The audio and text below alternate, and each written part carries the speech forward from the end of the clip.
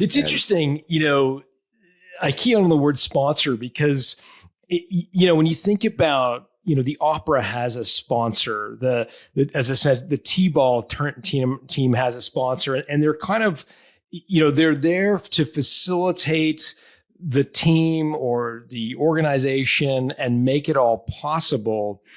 And I think that's an interesting distinction because when business owners think about selling their company, they're thinking about selling their company. Like they're thinking about leaving, right? Golf course, beach. They're not thinking about growing it necessarily to the next level. And selling to a private equity group where they are, in their mind, sponsoring you is a different kind of exit because they're not asking you to walk away. In most cases, a majority recapitalization, they're saying, we in fact want you to stick around and grow this thing. And we want you to work harder than you ever worked before. And Yeah. so it's cute. I just was thinking of this when you were saying that. So sponsor, right? So I see I'm an operator. I'm a guy who built companies. And I see private equity as a tool.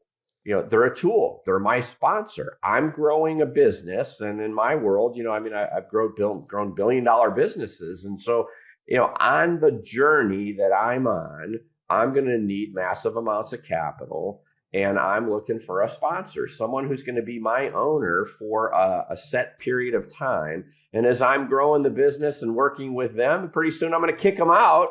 Time for you to go and time for me to bring in the next group. And so I see them as a tool. They're my tool to wealth creation. They see me as a tool. I'm their tool that they use for shareholder value creation and investor returns. And so it is kind of this symbiotic relationship between, sponsor. They don't come to run the company. They come with a checkbook, and they're backing me. That's why I call them a sponsor. They're backing me as they're my sponsor. They're going to be alongside me for the next 5 years as we're riding off into the sunset to grow the business. And you mentioned something else I want to key in on real quick too. So most founders see an exit as a one and done event. It's like they see it as the end. It's the culmination. And I tell founders, it's like, why sell a great company once when you can sell it twice or 3 times or 4 times, or in my personal record, 5 times in 13 years and 4 months? It's like you can actually sell the business, create asset diversification, take about 70 cents on every dollar in sale price, take it home, pay some taxes, give it to your wealth management team, let them invest it, give you asset diversification, roll 30 cents forward, start working with a partner, and you're using their checkbook, and you can get aggressive again because you're spending with someone else's money now, and you can start making good business decisions again. You don't handcuff yourself because, hey, I'm 50 and I'm going to retire soon, and I don't want to ruin this asset that I just built. So I start making bad business decisions. I get ultra conservative.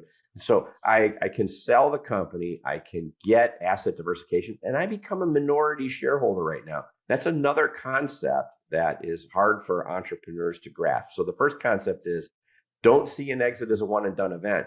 It's just it's a rest stop on a wealth creation highway. It's the first rest stop. And you can do this multiple times. And so if I give you a wheelbarrow full of gold, remember I bought 58 companies. So I give all these entrepreneurs a wheelbarrow full of gold. If they go home, first thing they have to do is figure out, what am I going to do now? And I got to recreate the wheel. And I'm like, don't go, stay. Become a rollover investor in the mothership. And as I buy another 23 companies and put them together, we're going to create, we're a bigger empire that sells for a higher multiple. We're going to create arbitrage. You're going to get a piece of that as a shareholder. Your second check will be bigger than the first, your third bigger than the second. If we do our work right, we do it together, as those private equity firms are coming and going, we're getting these wealth creation events, and it can be really fun, and it can be special. So don't think of it as a one and done event. Think about the potential. And then for the people out there who say, God, I don't want to be a minority shareholder. I've never had a boss in my life. No one's going to tell me how to run this company. If you're not watching Adam, he's thumping his chest. Yeah. And I'm like, just remember 2 names, Elon Musk and Jeff Bezos. Why should I remember those two names? Because they're the two richest dudes on the planet, and one owns 10.9% of his company, and the other one owns less than 13%. And if the richest guys on the planet can be a minority shareholder, so can you, and you can make more money too. Well said. But I want to break down the playbook. So let's just, for folks who maybe haven't been as intimately, aware of how the model works, let's just break it down. So take me into the boardroom, into the mindset of the private equity group when they identify an industry where they want to play. Let's say they're doing a roll up of HVAC companies, for example, or plumbing companies or veterinary clinics. What's the playbook?